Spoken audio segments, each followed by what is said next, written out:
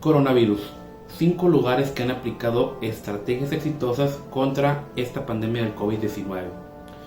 Hoy en día es difícil encontrar a alguien que no considere la pandemia del COVID-19, como lo estamos viendo hoy en día, pues una crisis mundial, si bien tal vez obviamente no la peor de nuestra historia, pero sí un elemento bastante considerable a la hora de analizar lo que está pasando desde un punto de vista social y económico. Ahora, desde la Segunda Guerra Mundial nunca habíamos pasado por algo igual, eso es cierto, ¿ok? Ahora, mientras algunos países sufren unas consecuencias pues un poco desastrosas, entre ellos nuestro querido México, Estados Unidos, otros han puesto estrategias que han logrado ralentizar la expansión del nuevo coronavirus. Ojo, esto ya tiene tiempo, ya tenemos alrededor de 4 meses aproximadamente de cuarentena. Y tocamos este tema hasta hoy porque consideramos que lo que se viene es mucho peor, ¿ok? Las estrategias con lo que se ha combatido esto es variado. Va desde la masificación de las pruebas del COVID, el aislamiento social externo, las cuarentenas, el monitoreo de la población más vulnerable, lo que vendrían siendo pues los extremos, vaya, la población más baja y la de edad más alta. Asimismo se han visto varios casos de éxito y los vamos a considerar aquí. Ahora, vamos a considerar también el modelo que se aplicó y por qué en teoría tuvo éxito. Primero, Alemania tuvo un número bajo de COVID en comparación con el resto de los países. A pesar de ser el quinto país con mayor número de contagios en el mundo, el número de víctimas fatales de este virus fue mucho más reducido que el de otros países que han reportado número de contagiados. En este caso, podríamos compararlo con el de España, con el de Italia o con el del Reino Unido, ¿ok?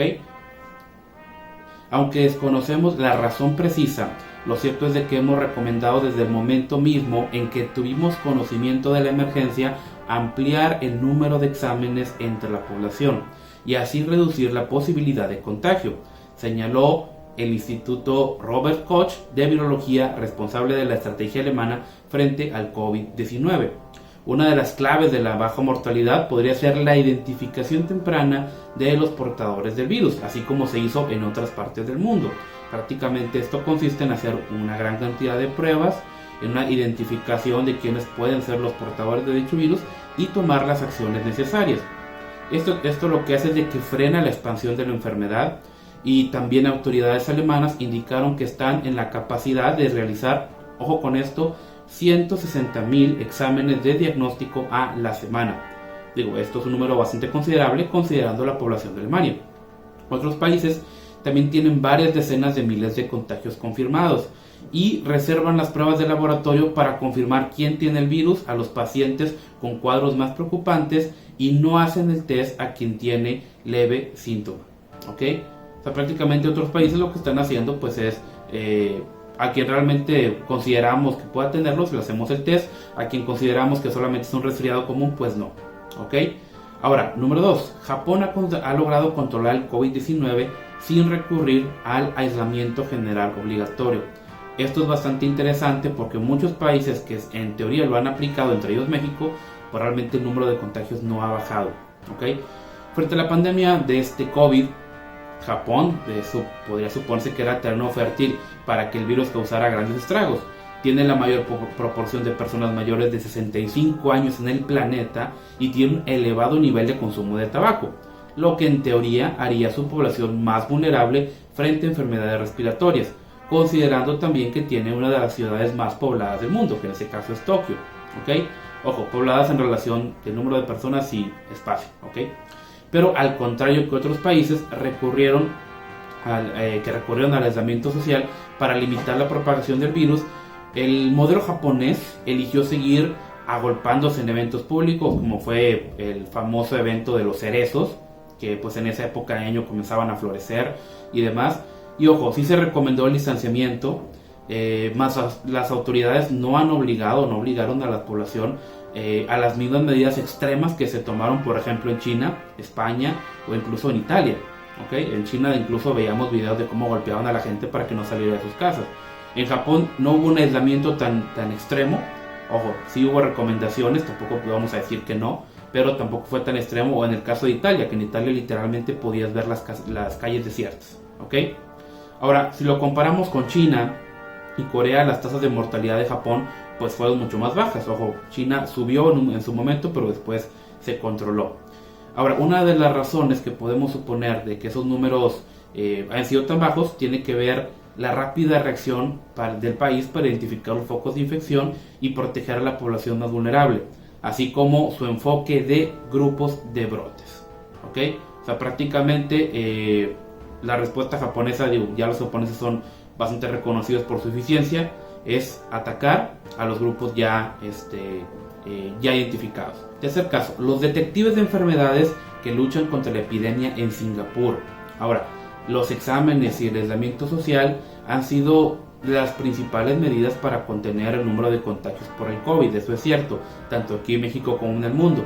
Bueno, aunque aquí en México ya sabemos que realmente no todo funciona bien. Pero Singapur fue más allá, ya que utilizó lo que podría llamarse detectives de enfermedades para saber dónde había estado el virus en el país, y de ese modo logró cortar la cadena de contagio desde los focos de infección. Un método bastante interesante, bastante novedoso, que sin duda tenemos que ponerle atención. Ahora, Singapur cuenta con un sofisticado programa de rastreo de contactos que sigue la cadena del virus de una persona a la siguiente. Lo cierto es que también algo negativo es de que en Singapur el gobierno también tiene mucho poder, eso es cierto, lo que permite identificar pues aislar individuos y a los contactos cercanos antes de que sea demasiado tarde. De este modo se pudo cortar la cadena de contagio en uno de los principales focos dentro de su territorio, algo bastante importante, un logro de la tecnología también, pero hay quien ha criticado los problemas de la invasión a la privacidad que esto trajo. ¿Okay? Número 4. El tema de Italia. Un pintoresco pueblito de la región de Veneto llamado Bo Eugenao quedó en el epicentro de esta pandemia del COVID en Italia y fue el escenario de una estrategia radical para combatir el virus. Ahora, en la escuela del pueblo se instaló un centro de análisis para realizar la prueba de contagio a todas las personas de las áreas vecinas que lo desearan. Y según el profesor de epidemiología y virología del Hospital de la Universidad de Padua, Andrea Cristanti, lograron detener un diagnóstico de casi todas las personas de ese pueblo italiano. O sea, realmente hubo un mapeo bastante bueno y bastante eficiente de todas las personas. Y a partir de ahí aplicaron un método experimental que les permitió llegar a dos conclusiones. Número 1.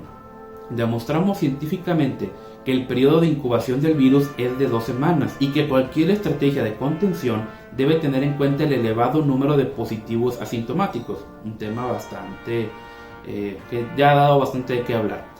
Con estos datos lograron contener la epidemia dentro de esta localidad. ¿Okay? Prácticamente el tema de los mapeos. Ahora, número 5. La estrategia de Corea del Sur para salvar vidas en medio de la pandemia. ¿Okay?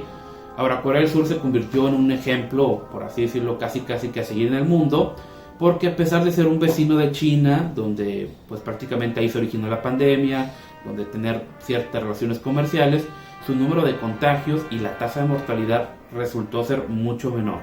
¿Okay? Y de acuerdo con el gobierno surcoreano, ahí se realizan cerca de 10.000 pruebas por día. ¿Okay? O en su momento fueron 10.000 pruebas al día, lo que permitió aislar la población asintomática, que es uno de los principales problemas en la dispersión de la pandemia. ¿Ok? Entonces podemos ver en este caso que el tema de las personas asintomáticas pues es algo que también ha dado mucho de qué hablar. Muchas personas que se sienten bien, que aparentemente no tienen ningún síntoma, pero que son portadores de dicha infección. Ahora, otra circunstancia que ayudó a la contención de la pandemia dentro del territorio surcoreano fue la implementación de rigurosas medidas de aislamiento por regiones. ¿Ok? Ahora, prácticamente aquí también hubo aislamiento, pero fue por regiones. ¿Ok? También algo bastante interesante. Ahora, México bajo la lupa por manejo contra la pandemia del COVID. Digo, no es extraño que nuestro país haya sido uno de los más ineficientes a la hora de combatir esto. Y de hecho, bueno, hasta la fecha México tiene el tercer lugar en la cifra de decesos relacionados al COVID a nivel mundial, y una de las tasas de prueba más bajas entre las principales economías. Es decir, tenemos muchos contagiados, tenemos muy bajas pruebas, y ahora México decidió atravesar este brote de coronavirus insistiendo en que se podría vencer a la pandemia sin pruebas masivas, pero a medida que las muertes aumentaban tras salir lentamente de 2 meses de confinamiento, tanto los partidos de oposición como los aliados de cabecita de algodón han roto con la estrategia gubernamental. Algo que ya se veía venir, realmente la ineficiencia y la poca seriedad que se le ha dado a esta situación. Ahora, la cara visible de la lucha contra esta pandemia ha sido el famoso ya subsecretario de Salud, Hugo López-Gatell, que para muchos no es más que solamente una pantalla, una cara entre comillas amigable para bajar los ánimos, para calmar los ánimos. Y ojo, evitó repentinamente las pruebas masivas, argumentando que se hizo un mejor uso de los recursos para otras cosas, incrementar el número de camas para los pacientes de COVID, entre otras cosas. Ahora, a medida que aumentan las muertes y los casos, dicho funcionario ha venido posponiendo la estimación de cuándo la pandemia llegará a su punto máximo, lo que llevó a varios estados de la federación, controlados por, entre comillas, la oposición, a realizar más pruebas para ver hasta qué punto se ha propagado dicho virus, ¿ok? Ahora, hasta ese punto se ha controlado en teoría, es decir, no hemos llegado hasta un nuevo pico, se ha controlado la pandemia, como lo podemos ver en el gráfico a continuación, y podemos ver cómo ha avanzado el virus. Ahora, incluso ya saben quién ha insinuado que avala el aumento de los tests. Ahora, vamos a preguntarnos, ¿cómo puedes terminar una cuarentena si no tienes datos claros y el número de muertos continúa al alza? Se preguntó Lorena Villavicencio, diputada de Morena, ¿ok? Ya podemos ver que una que otra voz ya está cuestionando a su amado líder. Ahora, cuyo líder del Senado, el famosísimo Ricardo Monreal, figura entre quienes han pedido más pruebas, ¿ok? Ahora, hasta la fecha, obviamente esta estrategia no se ha seguido. La incertidumbre sobre dicha pandemia ha ayudado a galvanizar la oposición, ya debilitada desde las elecciones de 2018, que entronizaron a López Obrador en el poder. ¿Okay? Lo cierto es de que la oposición que tenemos es de risa, la verdad. Y el uso cada vez mayor de instalaciones médicas privadas para aumentar la capacidad de pruebas ha significado que los datos federales de coronavirus ya no reflejan completamente la situación en México. Ojo, se hablaba de ciertas cifras, pero también se hablaba de que hubo un incremento de neumonía atípica.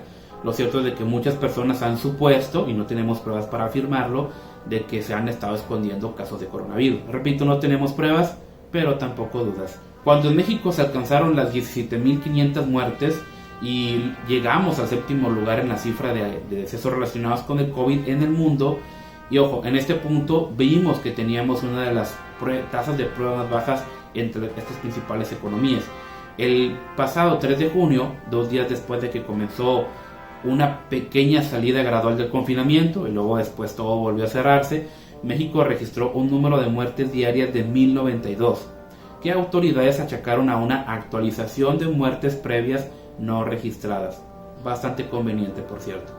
A la mañana siguiente, Cabecita de Algodón recordó que la estrategia del gobierno fue ideada por López-Gatell y el secretario de Salud, Jorge Alcocer. Lo cierto es de que la conducción de todo el proceso para enfrentar la pandemia quedó en manos de ellos. Dijo, no fueron los políticos los que decidieron sobre qué hacer.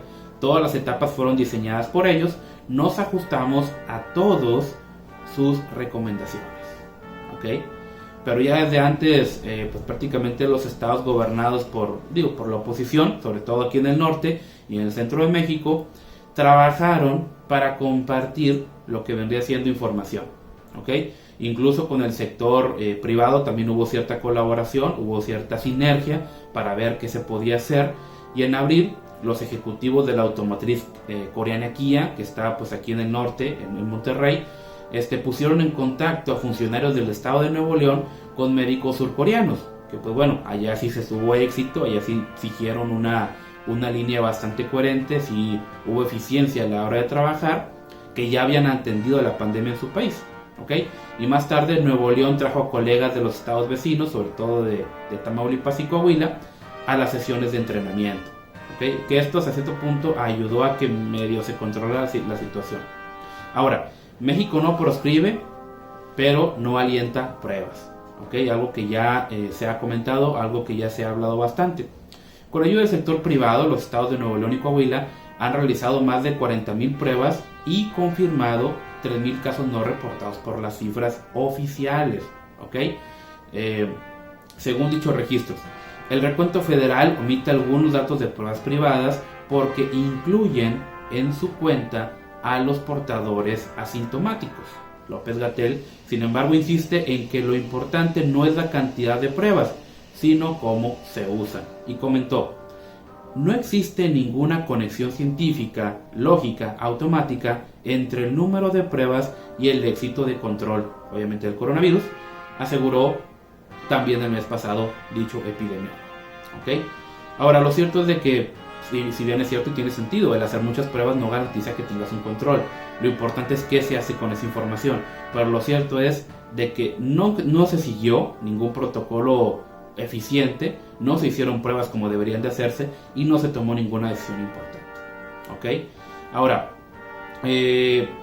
prácticamente la OMS, ni su brazo en el continente, la Organización Panamericana de la Salud, la OPS, hizo el siguiente comentario. Dijo: tenemos la necesidad urgente de ampliar las pruebas, comentó Carissa Etienne, directora de la OPS. No tomen las decisiones en la oscuridad. La vigilancia es la herramienta más valiosa para orientar nuestras acciones de salud pública. ¿Ok? También se comentó lo siguiente. Ahora, la burocracia federal tardó en dejar que las instalaciones, en este caso de salud privada, evaluaran, dijo Guillermo Torre, rector de TechSalud. Es importante tocar el tema del modelo Centinela. La estrategia inicial de México fue utilizar este modelo, establecido en 2006, para rastrear enfermedades similares a la influenza estacional a través de una red de 475 estaciones de monitoreo. El modelo, según explicó López-Gatell, permitió a México hacer proyecciones con datos parciales como una encuesta de opinión. ¿Ok? Pero la estrategia no fue diseñada para el nuevo virus, exactamente. Ni esas estaciones pudieron dar una visión general representativa de México, opinó el exsecretario de Salud, Salomón Chertorivsky. Ahora, hasta el día de hoy, en el que se grabó este video, hay aproximadamente 540,000 contagios, casi 60,000 muertes, y algo que sin duda debe ponernos a reflexionar, porque son muchas, pues ahora sí, las causas por las cuales esto no se ha podido controlar, no se ha podido detener. Primeramente, vamos a hablar obviamente que Cabecita de Pañal se la pasó diciendo que se abrazaran, que no pasaba nada, que salieran a comer a las fondas. De hecho, esto fue una semana, en un anuncio público se dijo: no pasa nada, salgan a abrazarse, salgan a comer. Y 3 días después, una semana después, prácticamente ya estábamos en crisis. ¿Ok? No hubo un protocolo efectivo de detención en los puntos fronterizos. Prácticamente lo que hubo fue una triste y lamentable, rayando hasta lo cómico, prácticamente conversación en la que tú llegabas a México y prácticamente decían: ¿te sientes mal? No me siento mal. Bueno, pásale, no pasa nada. O sea, prácticamente las personas llegaban, entraban y salían y no había ningún control. No había quien realmente hiciera un test, no había una manera de decir: oye, esta persona viene de un país con coronavirus, bueno, tienes que ponerte en cuarentena. No pasó absolutamente nada, y esto fue lo que hizo, en parte, que también pues los números se fueran hasta las nubes. ¿Ok? Ahora, también está el tema de la población. Hasta hoy en día mucha gente cree que esto es una conspiración del gobierno para quitarle el líquido de rodillas hasta la gente. Y ojo, para muchos otros la pandemia no merece la menor importancia y no se toman las medidas necesarias de prevención. ¿Ok? Entonces, por un lado tenemos a un gobierno incompetente, inepto, incapaz de tomar las decisiones necesarias, y por el otro lado tenemos una población que pues prácticamente no toma con seriedad ese tipo de situaciones. Digo, ya son bien sonadas las fiestas clandestinas en Ecatepec, e incluso en cualquier parte ya de México vemos a gente pues que se junta para convivir, para asar carne, para incluso emborracharse, sin tomar las menores medidas preventivas respecto a la salud.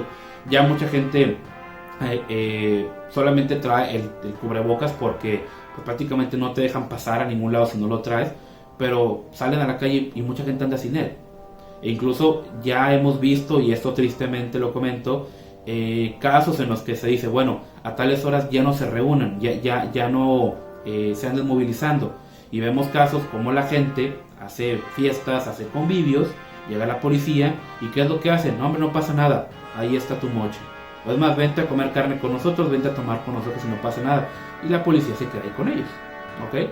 Entonces juntamos la ignorancia de la gente, la falta de seriedad de la gente, con un gobierno incompetente, tenemos una receta para el desastre. Como les comento, hasta ahorita esto no ha bajado, esto no se ha controlado. Y de hecho, el mayor problema no es lo que estamos viviendo ahorita, sino lo que se viene. Muchas empresas han cerrado, muchas personas se han quedado sin trabajo, aunado a todas las muertes que ha habido. Entonces, realmente si no tomamos conciencia de lo que está pasando y a la vez no le exigimos al gobierno el uso de un correcto protocolo de salud, pues realmente las consecuencias van a ser mucho peores. ¿Ok? Bueno amigos, hasta aquí ha sido este video, espero les haya gustado, no olviden compartir y suscribirse.